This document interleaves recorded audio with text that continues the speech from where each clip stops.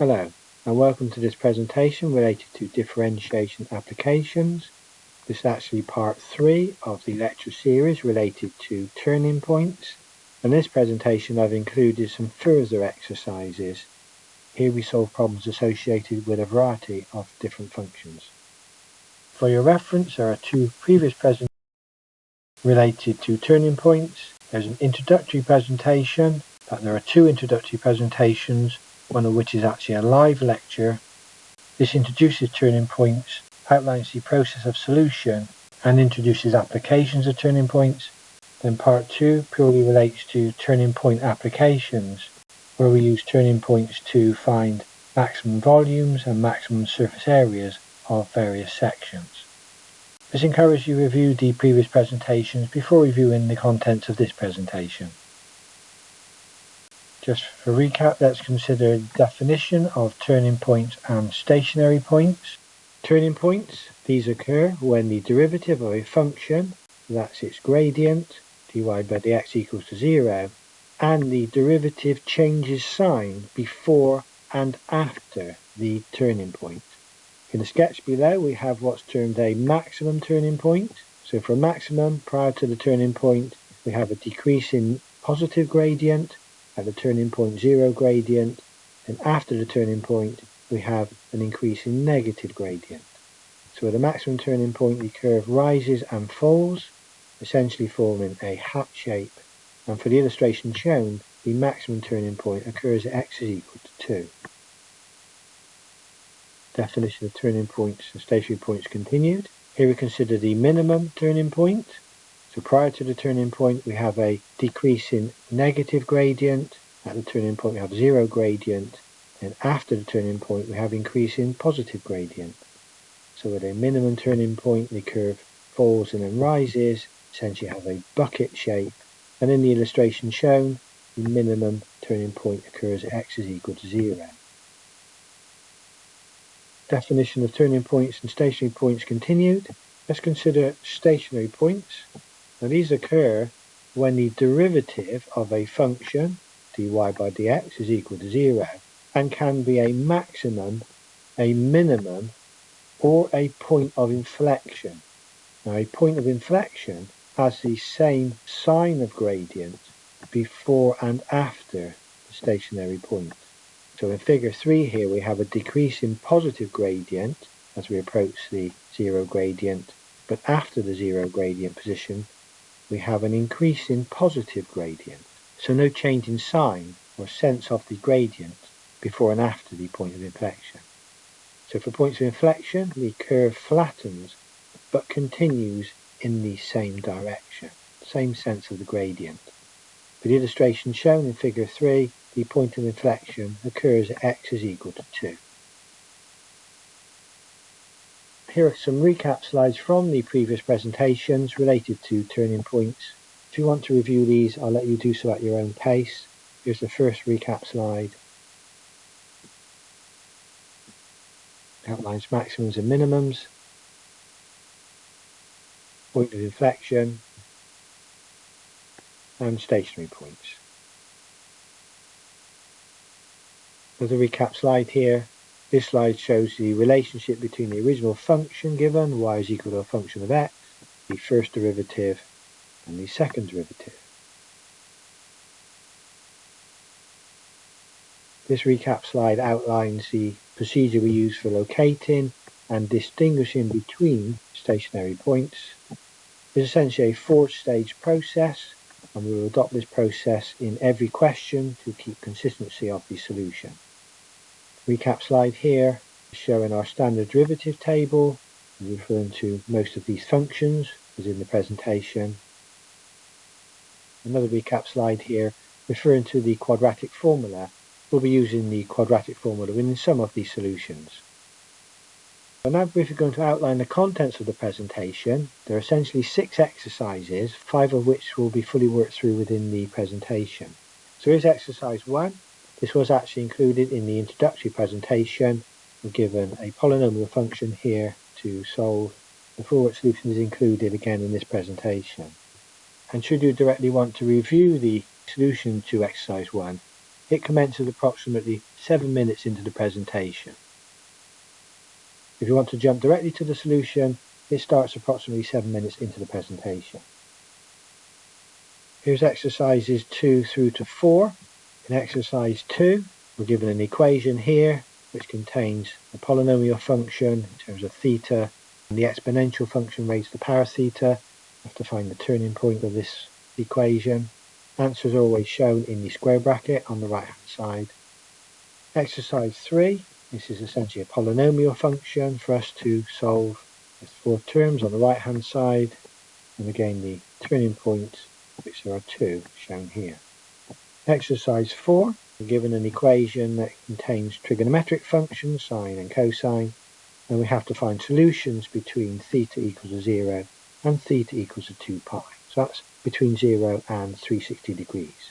Answers are shown here in the bracket for the 2 turning points. These are shown in terms of radians, but within the actual work solution I will show the answers in degrees as well, as I find students relate more so to degrees. And should you directly want to review these solutions, exercise 2 solution commences approximately 11 minutes into the presentation, exercise 3 14 minutes in, and exercise 4 17 minutes into the presentation. And please note all times are rounded to the nearest minute. Tutorial exercise is continued. There's exercise 5, given an expression for power. P is equal to 10t plus 9,000 divided by t. We have to find the time at which the maximum power occurs. Answer given here.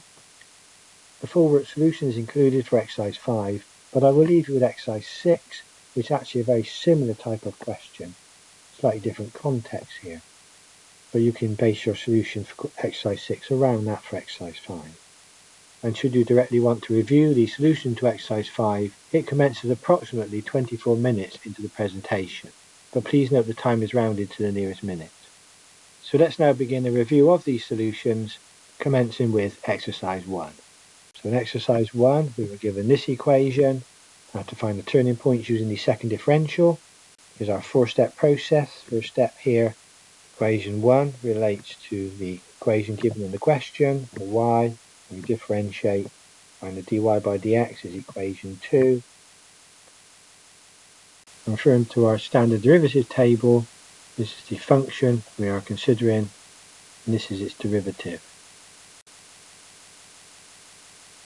Step 2, we're equating equation 2 to 0 to find the turning point. Notice here we have a quadratic equation in terms of x, so that needs to be solved. As exercise 1 continued, treated the equation from the previous slide for convenience. And here's the solution for the 2 values of x using the quadratic formula.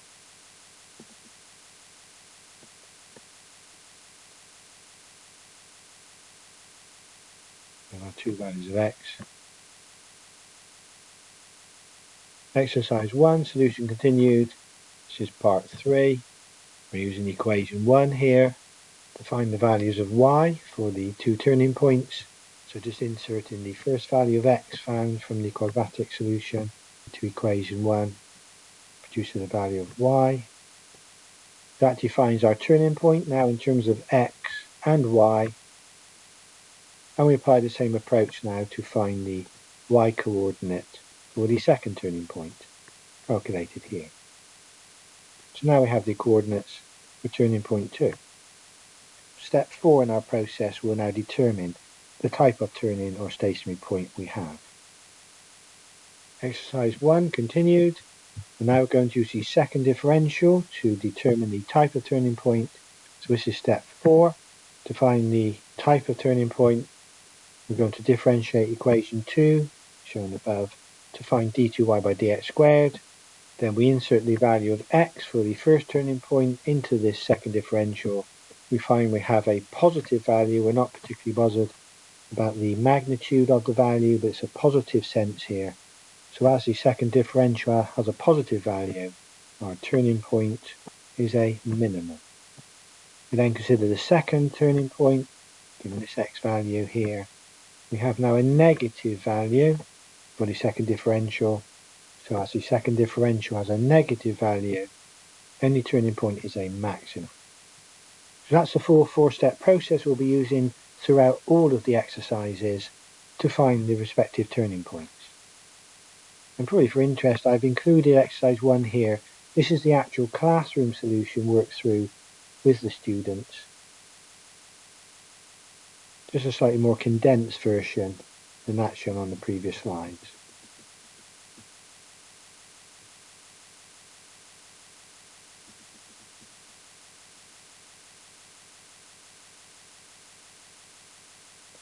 Exercise 1 solution continued here. And of course, if we compare these calculated turning points to the original graph given in the question, we can say that they are correct for the solution given. So that's the full solution to exercise 1. Let's now consider exercise 2, solution. Here's the equation we have to consider. Y is equal to 4 theta plus 1 divided by e to the theta. In step 1, I've written the equation in a slightly different format. Essentially brought the e to the theta to the top line and written it as e to the negative theta. So our first step is to differentiate. Notice I'm using the y dash notation here, so differentiated equation 1, y dash is equal to 4 minus e to the negative theta. Referring to our standard derivative tables, we've essentially used this function to differentiate the 4 theta. Theta is of course x in the table here, and also the e to the ax function, which differentiates to ae to the ax. Step 2, we equate equation 2 to 0 from here. Rearranging the equation, I've added the exponential function to both sides of the equation to make it positive on the left hand side. Taking natural logs of both sides of the equation, ln function of both sides of the equation, we end up with negative theta on the left hand side is equal to ln of 4 on the right hand side. So evaluating theta is equal to negative 1.3863, 4 decimal places here. Then step 3, we have to find the y coordinate of the turning point. So this time we're using equation 1 and inserting theta into equation 1. Notice double negative in this case, it's a positive exponent. And evaluating y is equal to negative 1.5452. So we now have the coordinates of the stationary point. Step 4, we now have to find the second differential. So we're differentiating equation 2. So second differential. Okay, notice the double negative at the exponent. And that shows us that the second differential is actually a positive value, so that makes it a minimum. Probably for reference, I've shown an alternative method here for calculating the second differential, considering gradients just before and just after the turning point. That's just purely for reference. Using the second differential is a preferred solution. And again, purely for reference, I've shown the classroom work solution for exercise 2.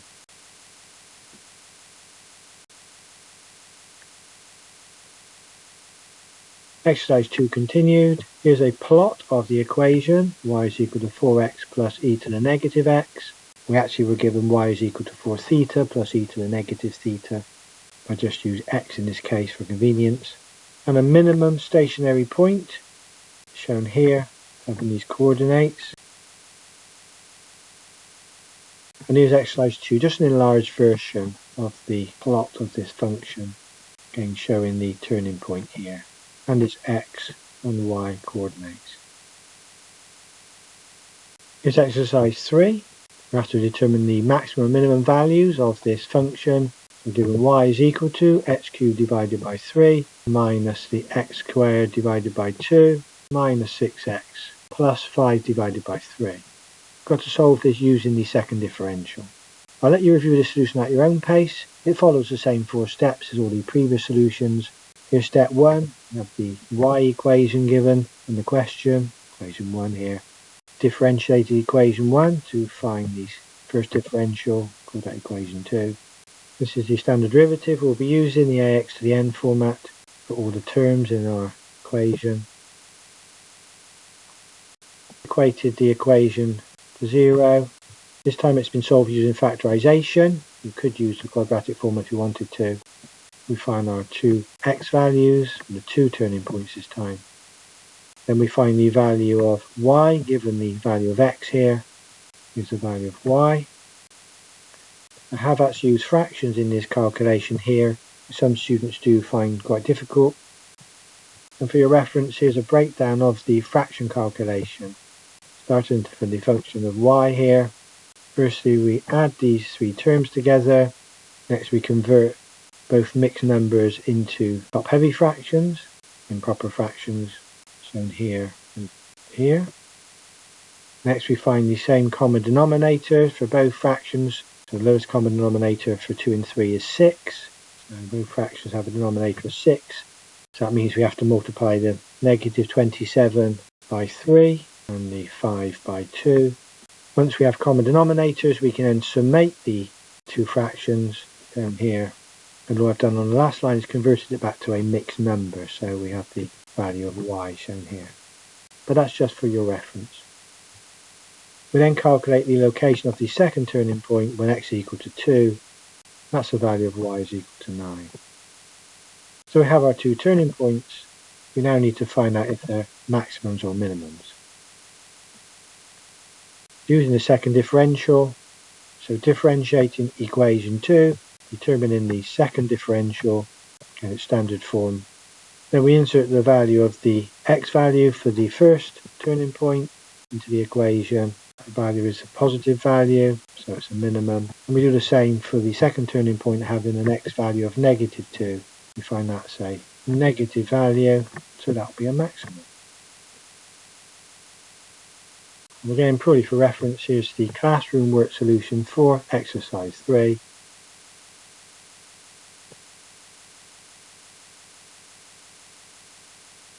Exercise 3 continued. Here's a plot of the curve given in the question.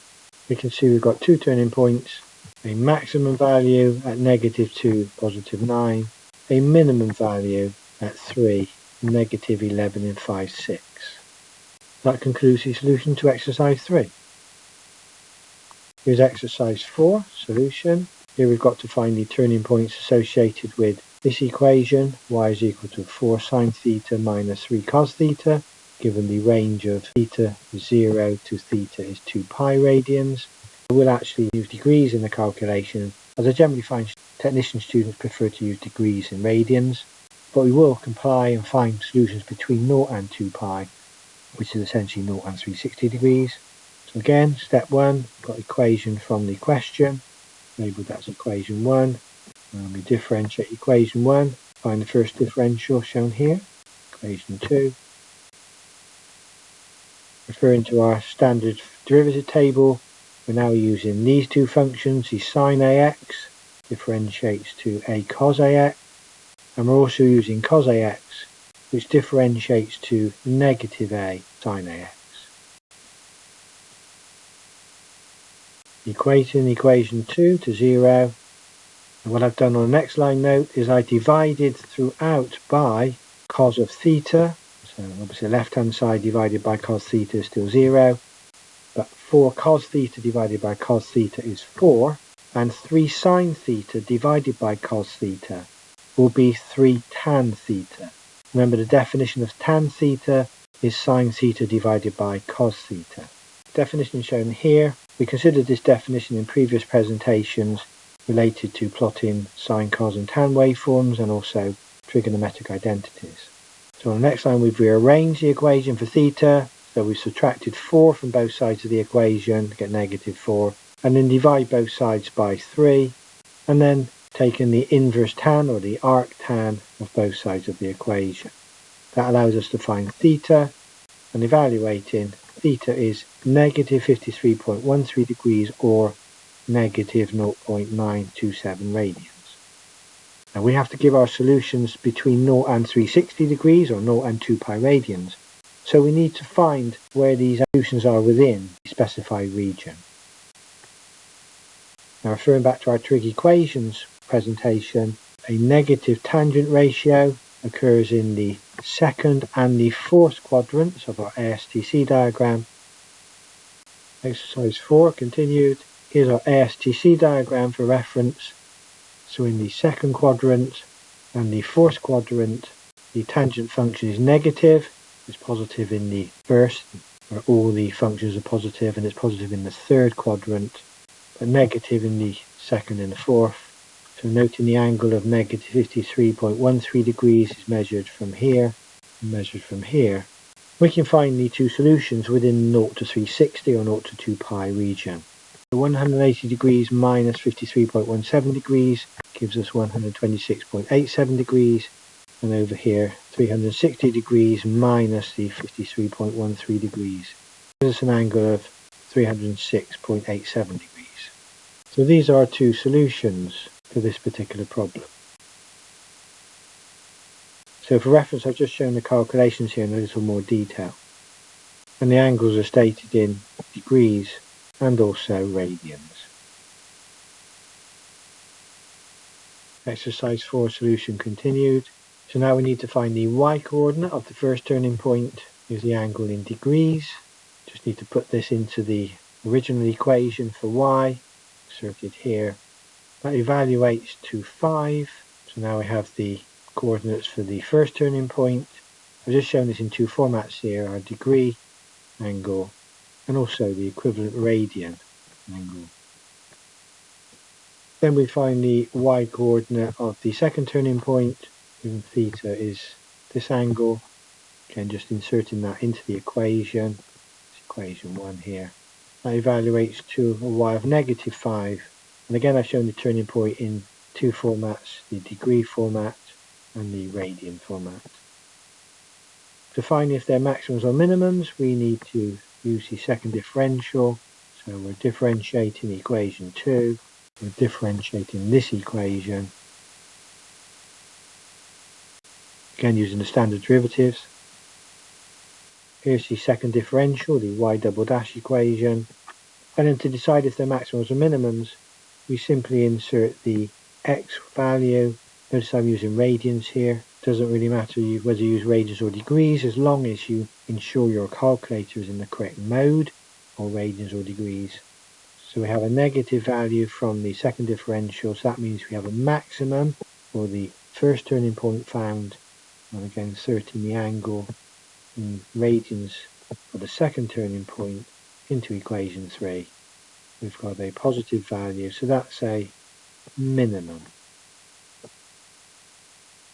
Again, if you're interested in the classroom solution for exercise 4, this is it.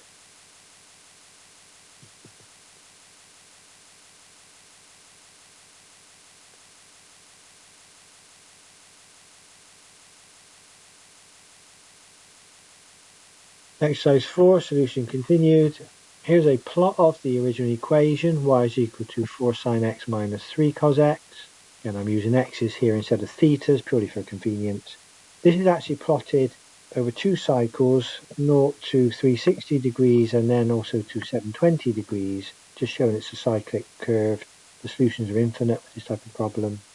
But here's exercise 4, showing the turning points between 0 and 360 degrees, or 0 and 2 pi radians.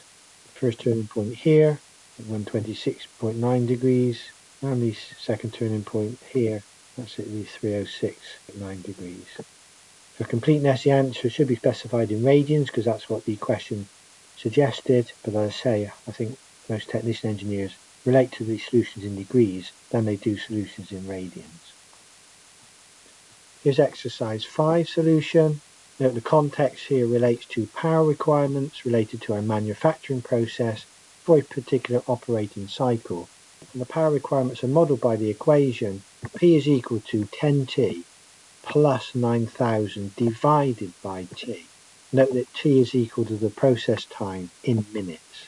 We've got to find the time at which the minimum power occurs. Just notice in step 1 here I've slightly rewritten the equation given as P is equal to 10T plus 9,000 multiplied by T to the negative 1. I've just used the reciprocal rule of indices to make this equation into standard form. That means we can use the ax to the n function and the associated derivative shown in the table. So essentially we have standard form for equation 1. Differentiating equation 1, we find the first differential, P dash. That will be 10 minus 9,000 multiplied by t to the negative 2. That comes from our standard form. equation 2. And equating equation 2 to 0, we can solve for the value of t. Note the rearrangement here. The first step is to add 9000t to the negative 2 to both sides of the equation. The next line I've divided by 9000, so we have t to the negative 2 equals 10 divided by 9000. On the next line I've inverted both sides of the equation, so the t to the negative 2 becomes t to the positive 2, and on the right hand side we actually have 1 divided by 900. So inverting 1 divided by 900, that becomes 900 divided by 1, or simply 900. Square root both sides of the equation to find t. We have t is equal to the square root of 900, or t is equal to positive and negative 30 minutes. Don't forget, when we square root a number, we have two solutions. It's only the positive solution that will be of relevance here. Step 3, I've used t is equal to 30 initially, put that back into the equation 1 to find the value of y, and p is equal to 600 watts. Purely for reference, I did actually insert the value of negative 30 into the equation just for completeness. This solution obviously is not valid. We're not considering a negative time period. So essentially the stationary point we're considering is 30, 600. If we now calculate the second differential using equation 2, this equation here, and differentiating again, we find p double dash, the second differential, is 18,000 multiplied by t to the negative 3. And if we insert the value of 30 for our turning point, we have a positive answer. So that means we have minimum power. So to answer the original problem, the minimum power occurs when the time t is equal to 30 minutes. And that concludes the solution for exercise 5. As I said at the beginning of the presentation, I'm going to leave you with exercise 6 to solve on your own.